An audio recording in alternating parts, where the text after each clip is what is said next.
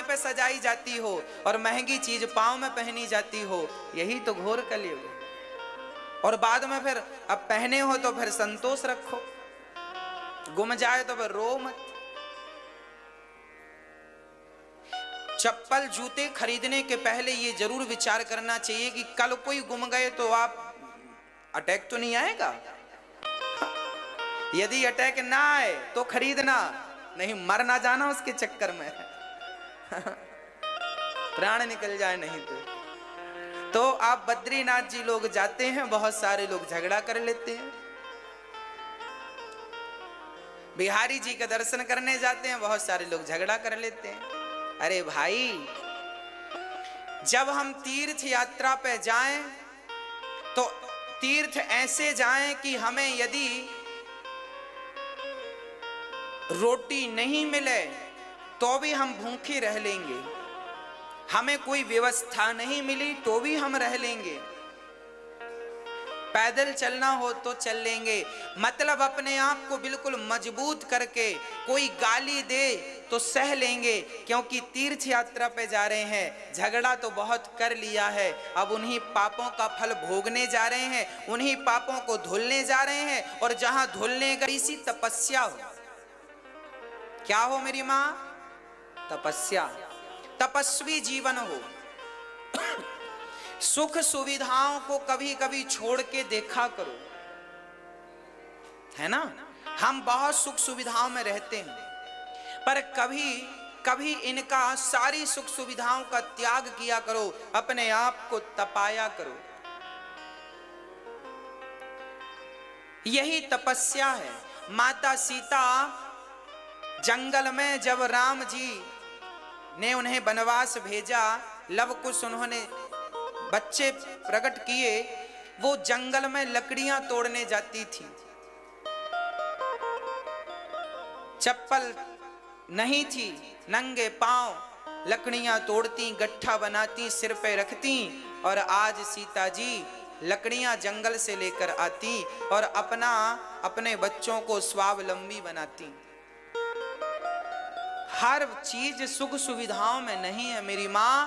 थोड़ी सा सुख सुविधाओं से हट करके जीवन जियो, थोड़ा सा त्याग भरा जीवन हो, तपस्या भरा जीवन हो। हर बात पर झगड़ा ना हो, हर बात पर दुख ना हो, प्रसन्नता हो। चलो कोई बात नहीं।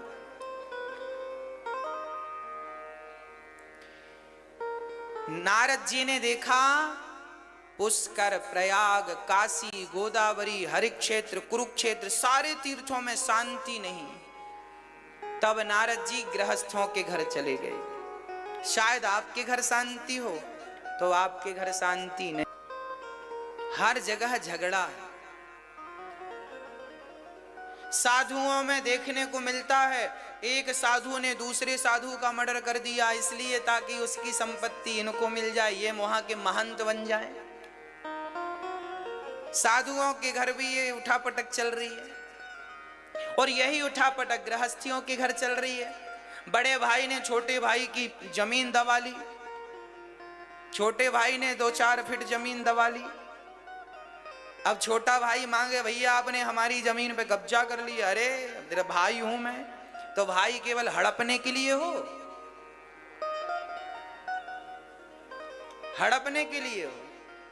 अच्छा, समाज में ये देखा जाता है, घर परिवार में जो भाई ज्यादा सीधा होता है ना, उस भाई को उसके चतुर भाई ज्यादा परेशान करते हैं भगवान। क्योंकि तुम्हारी दोनों आंख का तो कोई सवाल नहीं है, दोनों आंख होती तो तुम किसी की जमीन जायदाद, तुम्हारी जो है बहुत बढ़िया है,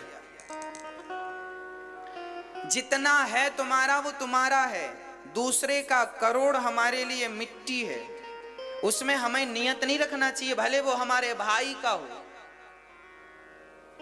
भाई का है तो क्या हुआ, बंटवारे में उसे मिला है, जितना उसे मिला वो उसका, जितना हमें मिला वो हमारा।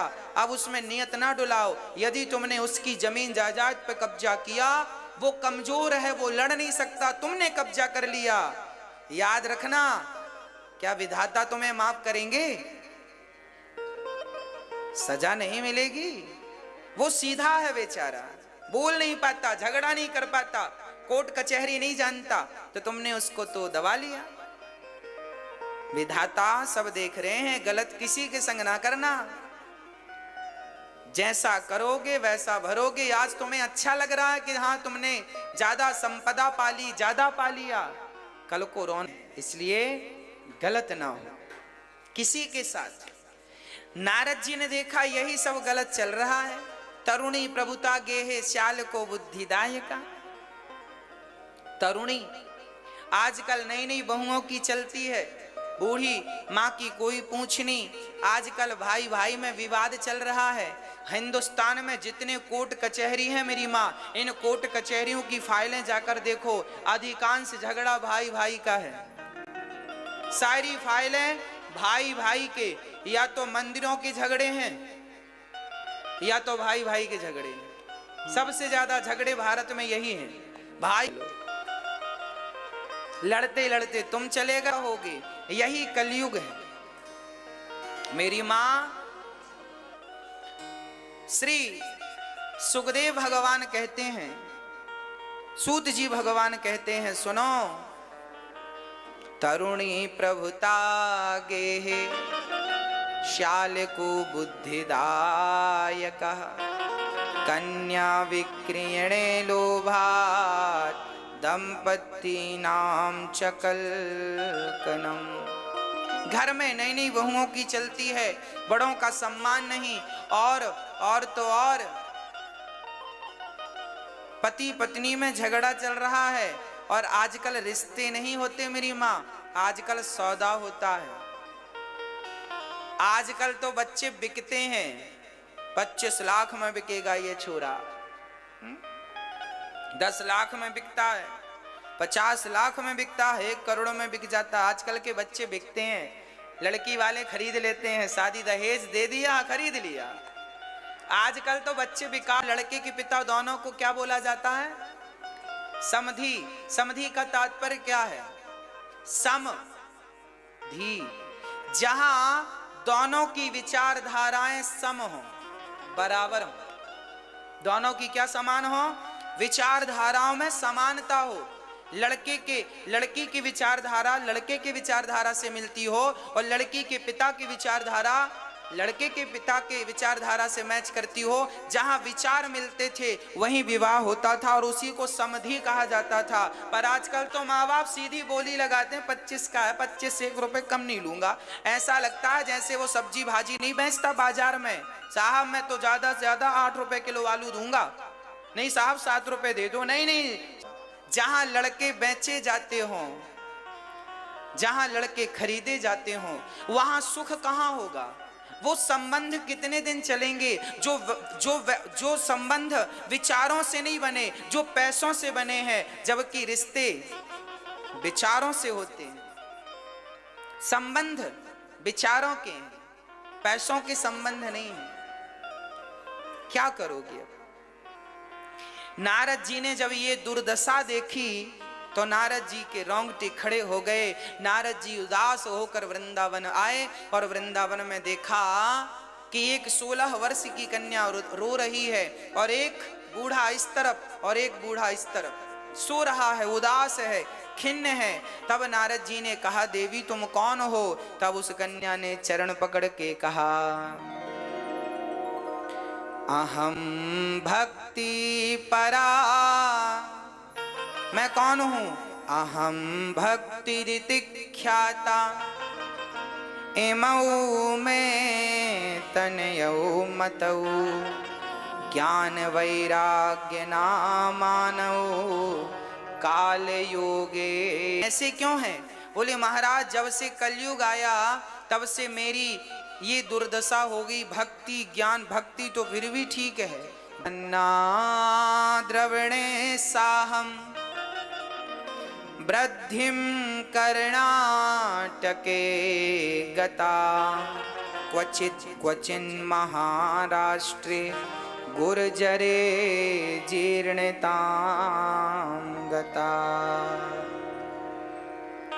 उत्पन्ना द्रवणे साहम, द्रवण देश में उत्पन्न भई, और वृद्धिम कर्णाटकी गता, कर्नाटक में पली बढ़ी। महाराष्ट्र में हमें कहीं कहीं सम्मान मिला, गुजरात में तो हम बुद्धि हो गई। उत्पन्ना द्रवणे साहम, इसलिए कहाँ भक्ति प्रकट होती है? हृदय में। भक्ति का स्थान ये है। उत्पन्ना द्रवणे, यहाँ प्रकट हुई। ये द्रवण देश हृदय है। कर्नाटके गता, कर्नाटक क्या है? बोली कानों से सुनी हुई कथा। जब आप कथा को सुनेंगे तो भक्ति बड़ी होगी, बढ़ेगी। वृद्धिम कर्नाटके गता क्वचित क्वचिन महाराष्ट्र, महाराष्ट्र में कहीं कहीं भक्ति का सम्मान है तो कहीं बिल्कुल सम्मान नहीं है। ये महाराष्ट्र क्या है? हमारा शरीर ही महाराष्ट्र है। इस शरीर से कोई भजन करता है तो कोई भजन नहीं करता। और गुजरे जीर्णताम गता, गुजरात क्या है? गुजर गई रातें भजन के बिना। गुजरात यही है।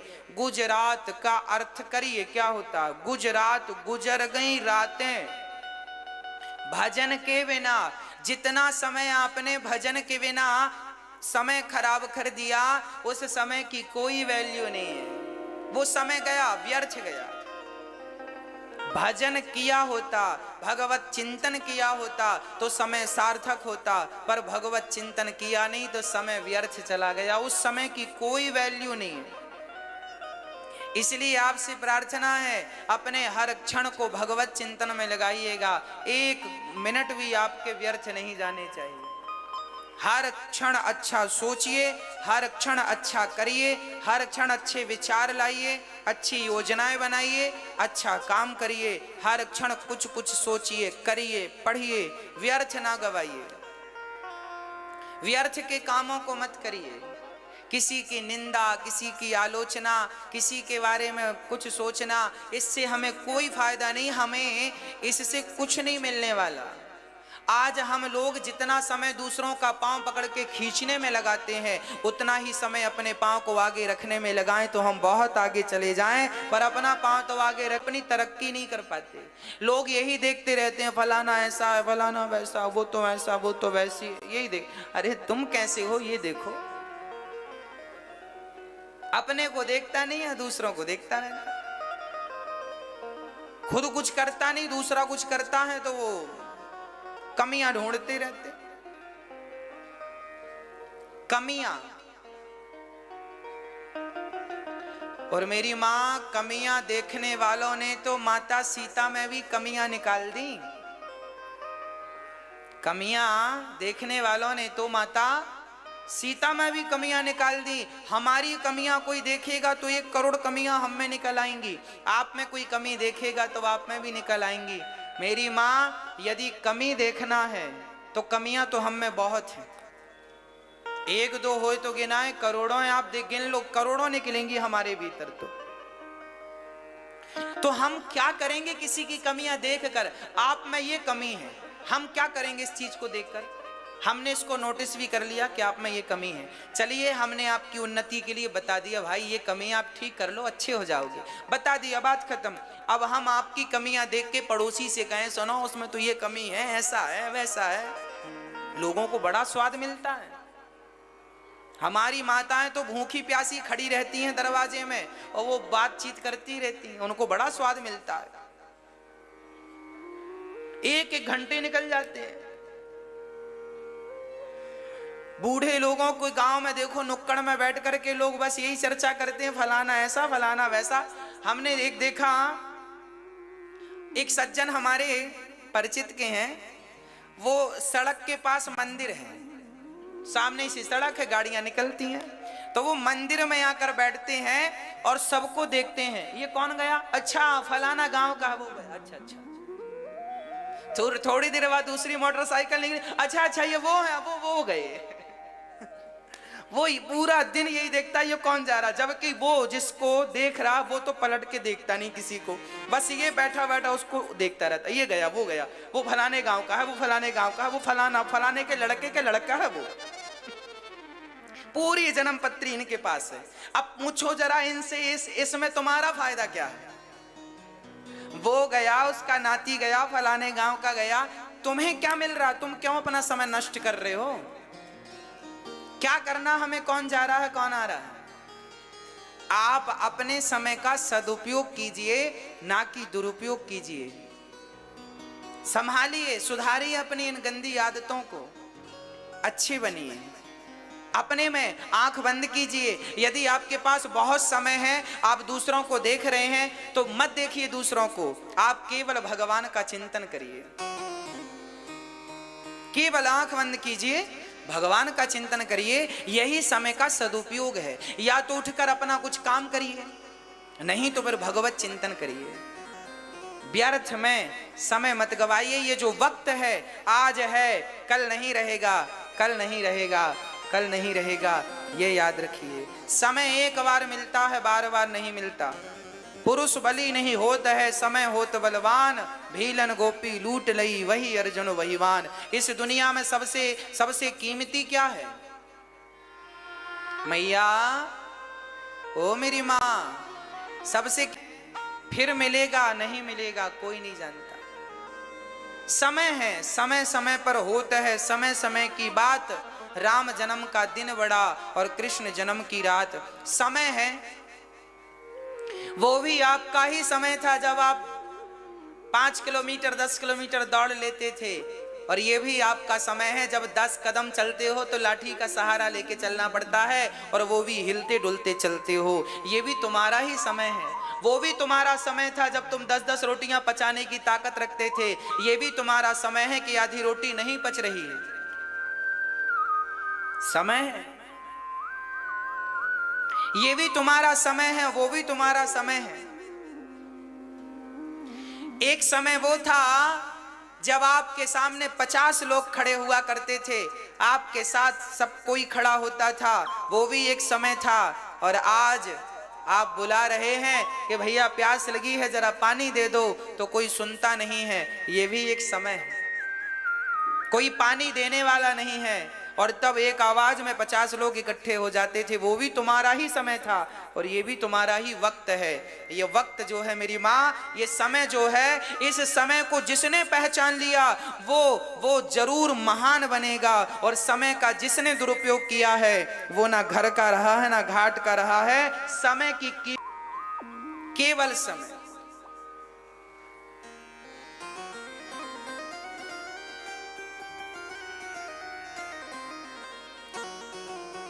आज श्री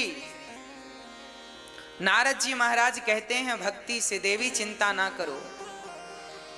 भक्ति महारानी सब जगह दुखी थी पर वृंदावन में सुखी है।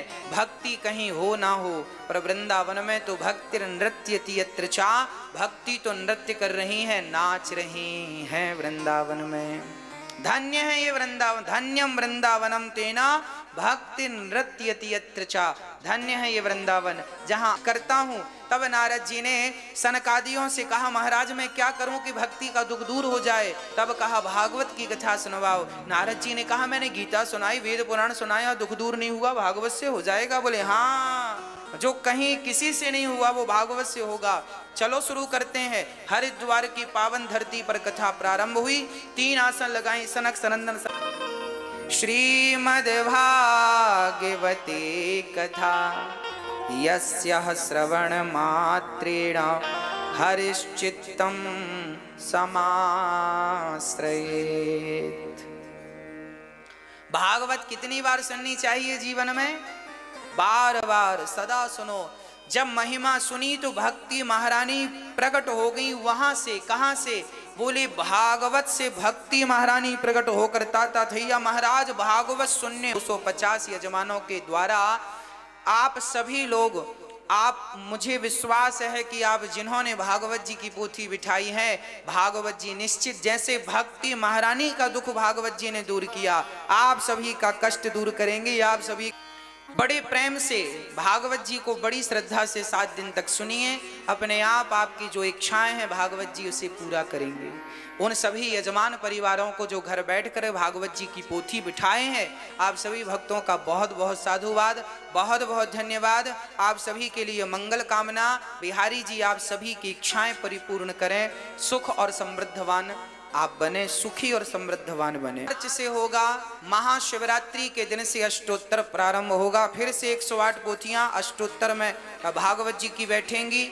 जो लोग आगे अष्टोत्तर पाठ कराना चाहें भागवत जी की पोथी से, अपना और अपने पूर्वजों का कल्याण कराना चाहें, तो आगे के सत्र से आप जुड़ सकते हैं। प्रिय भक्तों, नारद जी महाराज बड़े प्रेम से कथा सुन रहे हैं और नारद जी को सनकादि कथा सुना रहे हैं।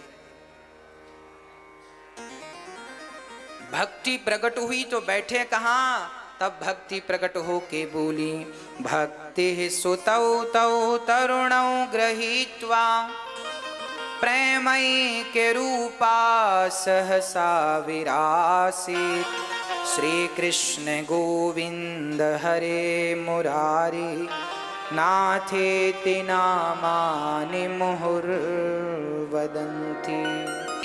ताता थैया करके नाचने लगी। अच्छा, भक्ति महारानी एक कीर्तन गाती हैं।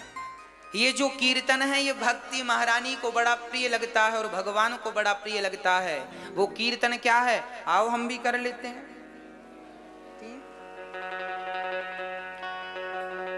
भक्ति महारानी कीर्तन करती हैं।